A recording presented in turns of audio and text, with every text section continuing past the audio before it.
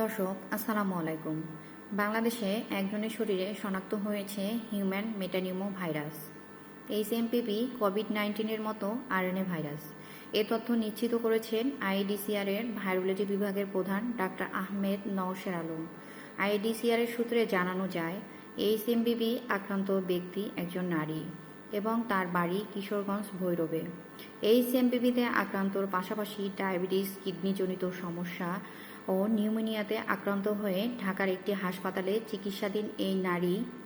তবে এইচএমপিভি বাংলাদেশে অনেক আগে থেকেই আছে।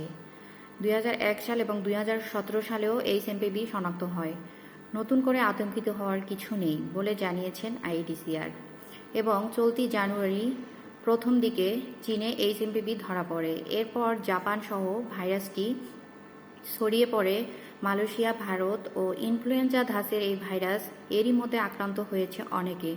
এইচএমপিভি সংক্রমণ আক্রান্ত ব্যক্তির হাঁচি কাশি থেকে ড্রপলেট লেগে থাকা স্থান, যেমন দরজার হাতল, লিফটের বাটন, চায়ের কাপ ইত্যাদি স্পর্শ করার পর যে হাত, চোখে ও নাকে মুখে ছোঁয়ালে এইচএমপিভি ছড়াতে পারে। লক্ষণগুলো হলো জ্বর, হাঁচি, কাশি, নাক বন্ধ হওয়া, শ্বাসকষ্ট ও চামড়ার র্যাশ বের হওয়া। সতর্কতা অবলম্বনে বাইরে গেলে মাস্ক পরা, 20 সেকেন্ড ধরে সাবান ও পানি দিয়ে ঘন ঘন হাত ধোয়া, হাত দিয়ে স্পর্শ না করা, আক্রান্ত ব্যক্তিদের থেকে নিরাপদ দূরত্ব বজায় রাখা, রোগ প্রতিরোধ ক্ষমতা বাড়াতে পুষ্টিকর খাবার ও পাশাপাশি প্রচুর পরিমাণ পানি পান করা। সর্দি, কাশি, জ্বরে আক্রান্ত হলে অবহেলা না করে চিকিৎসকের পরামর্শ নেওয়া। আল্লাহ হাফেজ।